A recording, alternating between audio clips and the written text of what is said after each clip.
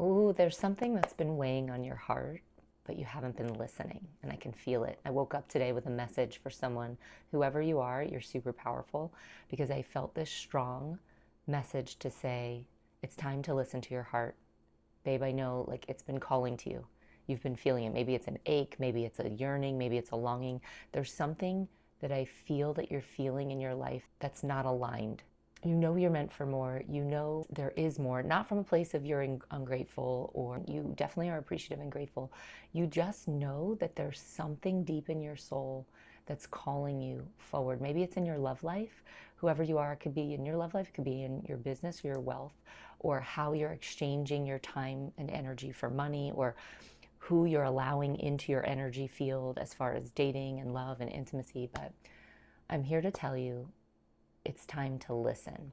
And listening to your heart does not mean you have to act on it or jump on the first thing. It sometimes just means to slow down, take a deep breath, and just get present. Present with what's alive for you right now. What I mean by that is like what feelings are wanting to come up. If your heart is talking to you, sometimes there can be buried grief. If you ever feel any congestion in your chest or sensations in this area, it tends to be like anytime I've had a lot of grief that I had not expressed, it tends to show up in that area. So metaphorically, like if your heart's trying to speak to you, there could be some waves of grief that want to be felt, maybe to let it go of the past.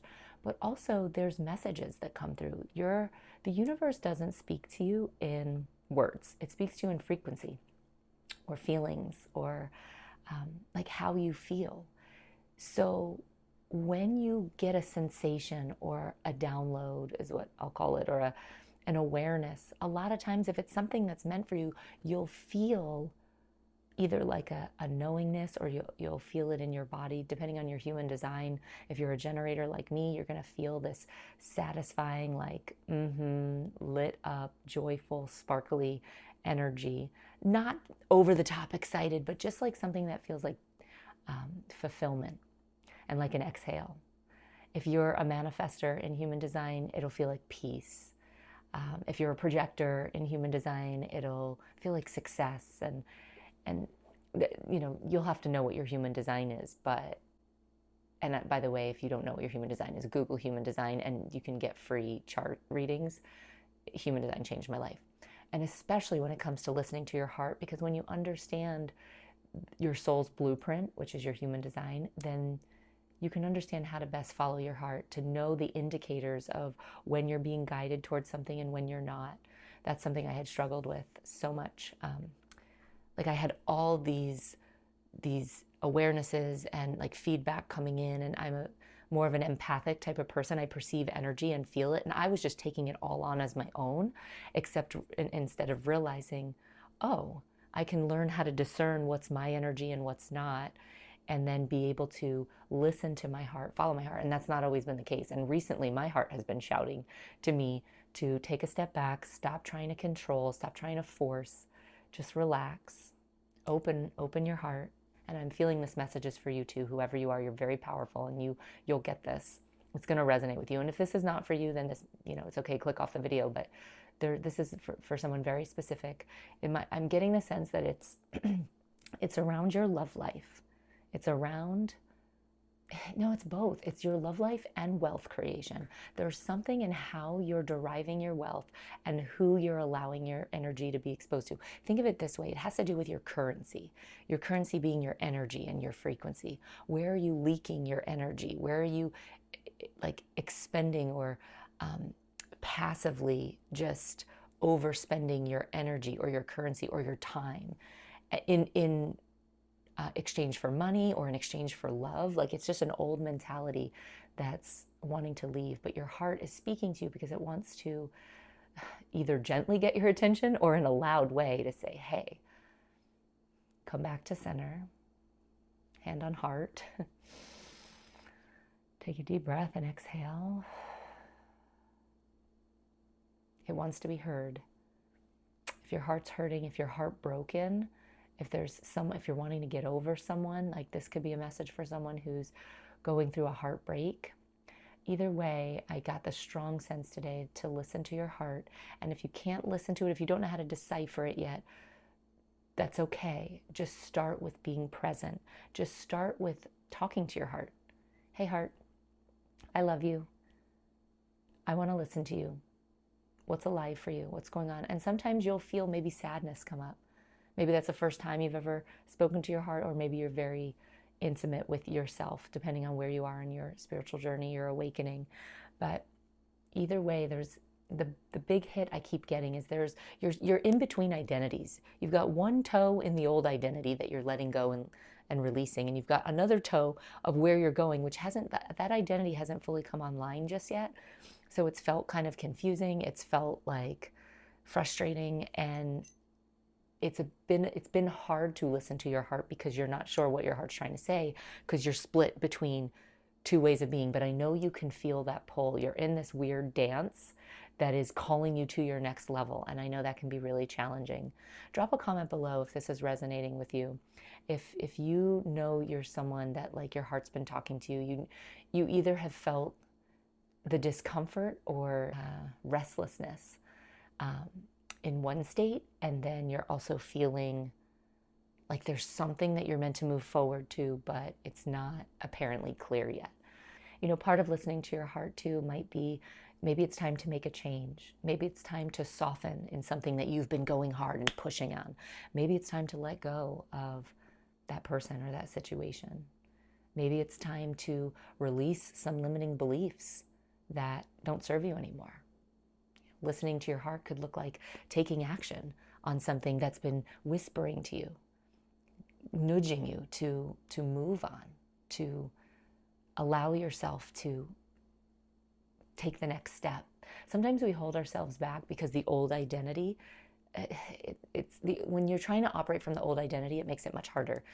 Whatever it is that you desire, and this is something that I practice in my own life, and it's not always the easiest. It's simple, it's not always easy, but there is no time between you and your manifestation. It's just allowing yourself to move into a state of awareness or knowingness that you already are her, or that you're aligning with that version of you. So let's say, for example, that you want to attract a beloved or a soulmate. Think about how you would feel when you're with the beloved or soulmate. You would feel in love, or peaceful, or giddy, or excited, like whatever that is. All you need to do is to start practicing putting yourself in that state. And when you do, that starts to train your nervous system. You'll have access in your mind to new thoughts, new beliefs, new words, new actions to take on. So don't try to take action from the old identity if you can. Start wherever you're at. But usually if your heart's talking to you, it's usually like a symbol of like, okay, take a breath, come back to center, no rushing. Maybe it's a pause, maybe it's a listen, maybe it's a journal or speak about what's alive for you, what you're feeling, what's hurting, what needs to be moved. And maybe it's about, or maybe it is, here's the direction we want to go in. And when you make the pivot, in order to make the pivot, just give yourself permission to ask yourself, if I already was the woman that had this thing, or that was living this, or had this, or was doing this, what step would I take now? So make it gentle for yourself. Be really gentle and tender with yourself. Treat yourself like a little baby, inner child work, right? So anyway, something that I've been doing in those states is to just recognize that there's a message wanting to come through from God, source, my higher self, universe, whatever you believe in. It's wanting to come through your heart. Your heart is it's love. It's your creative force. That, your heart, and your sacral or your womb space, right? So both places could be speaking to you right now. If you are navigating like a breakup or a heartbreak, feel free. I'll put a link below. I do 90-minute power sessions. So if you need support with that, feel free to reach out. I also help people with identity upgrading. Women who know that they're in this shift, like I help you upgrade your identity to increase your impact, your intimacy, income, and really be her, your dream girl that you know you're meant to be.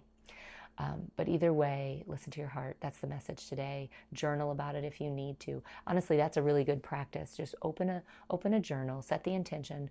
Thank you, heart. What do you want me to know? And then just start scribing. And like free association, just whatever words come to you, whatever you're called to speak or share.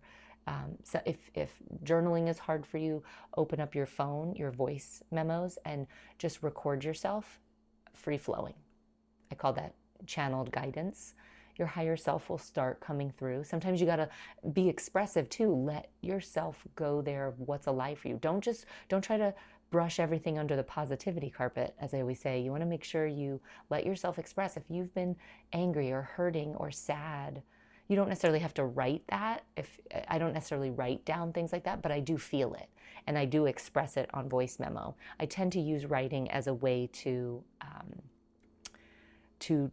channel a message that wants to come through, and I'll use more feeling embodiment practices or voice memoing to speak out, like, here's where I'm at, and then as I allow myself to feel all the energies, because you don't want to repress grief or sadness or hurt or anger.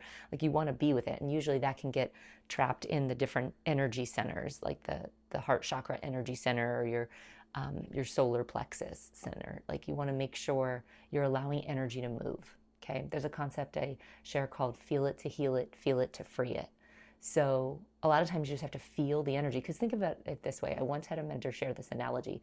Do you remember back in the days of elementary school when we'd be in the lunch line and you'd go and grab a tray, you'd flip the tray over and then you'd go grab your food? Well, if you go to grab a tray and the tray on top is dirty, you can't get to the next clean tray until you pick up the dirty tray and move it. So I want you to think of emotions like that too.